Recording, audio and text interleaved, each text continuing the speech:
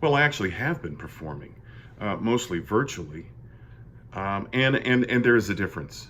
Make no mistake about it. The difference between performing with a live audience and that intense energy of the oneness between the two factors is I miss that desperately. But to answer your question, the pandemic, I try to stay in shape. I try to get some exercise. I try to do some meditation.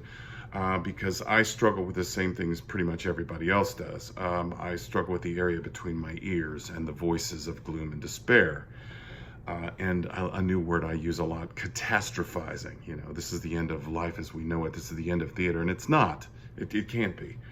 One must keep one's mind occupied, and that theme will come up later.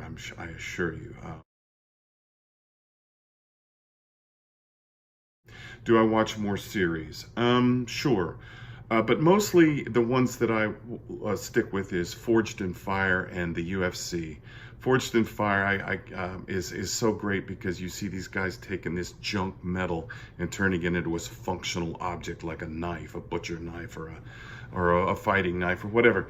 UFC. I'm a student of the martial arts, and that's my favorite thing. And oh, yeah, I guess I'll occasionally watch Bull because I really do like Michael Weathery, and I really enjoyed watching him on NCIS.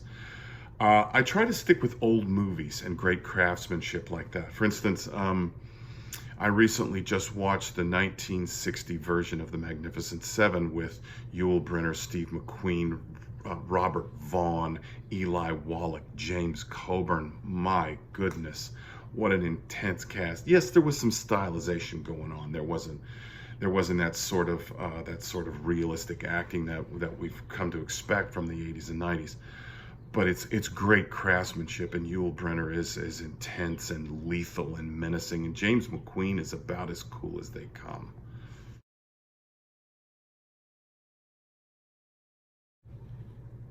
Oh yeah, oh yeah.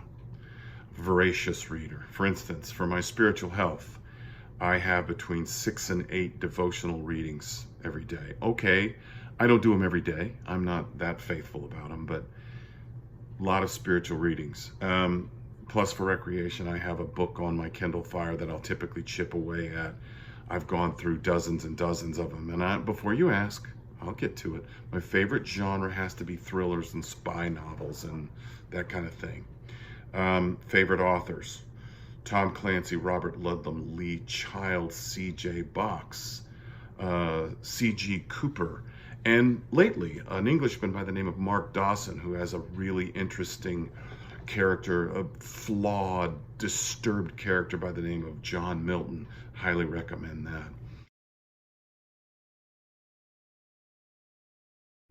Do I spend more time with my family? Time with the family. Yeah, sorta.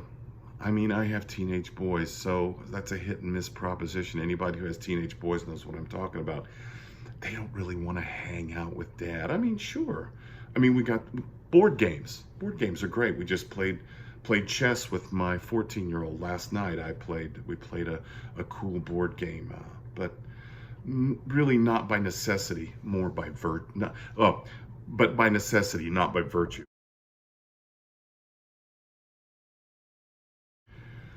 Cooking, baking, absolutely not. No, no. I'm banned from the kitchen, and my wife annexed the grill as well, so I have been, for all practical purposes, fired, let go, furloughed. But I got furloughed in like 2001, so it's been a long furlough. Okay, the guitars. That right there, ladies and gentlemen, is my guitar wall, and I've been putting together a collection of guitars for about 20 years now. And the thing is, I use them all. Well, most of them. So this one over here, the beige one, is a Taylor Doyle Dyke signature. The black one is a Takamine 12-string. The burgundy one is an Epiphone hollow body. It's a kind of a Gibson hollow body knockoff. That one over there is an Ibanez, what's called a ukulele bass. What is a ukulele bass, Mark? It's a bass without a real pickup. It's not one of those electric basses. This one right here behind my back is an Alvarez Regent Classical. Over here is the one I use the least most, but there's a great story behind it, is an Gibson ES335. Oh, I might as well tell you the story. Why not? We've got time together. So I went into a guitar store and I looked at that guitar and it was half the price that it normally is. Half. And I said, what's wrong with it? He said, it's got a crack in the wing. The wings are those things that fly up like that. They call it wings. It's got a crack in the wing.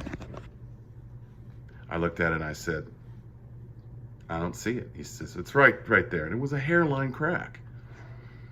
I said, so you're telling me that's a $2,000 crack? Of course, I had a joke about $2,000 crack, meaning the drug, which was not very well received. And I'm sure you won't like it either, so I won't repeat it. But I said, well, what do you do for something? He said, fill it with epoxy. And I said, sold. And I bought it probably within a week of that. It's one of my favorite buys, and it's a great conversation. And I decided to fill it with clear epoxy because I wanted to be able to tell that story again.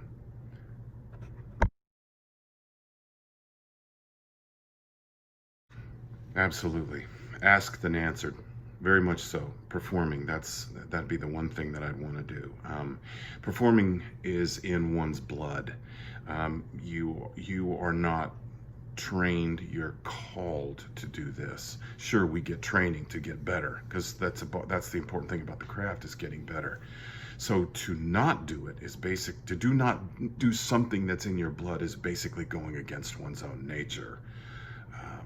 If you believe you were put on this earth to do that thing, to not do it is at best difficult and challenging, and at worst debilitating. So one has to make concessions. In a time like this, you have to do what you have to do, and I'll get to that later.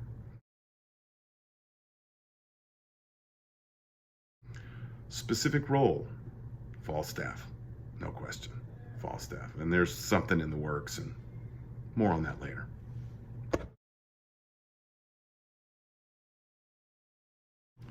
Actually, I never thought I'd say this, to be honest with you, but yes, I do look forward to traveling. All the stuff I dreaded, rental cars, suitcase, small apartments, rehearsals, crazy cab drivers, Safeways, Stop and Shops, all of it. Now, I fully admit I'll probably get back out there and immediately remember what I despised about traveling, but come on, too much togetherness is not good. We need to get out there, and a little break from all of that would be great. Absolutely. The work, the music, the creative process, goofy directors, just hanging out.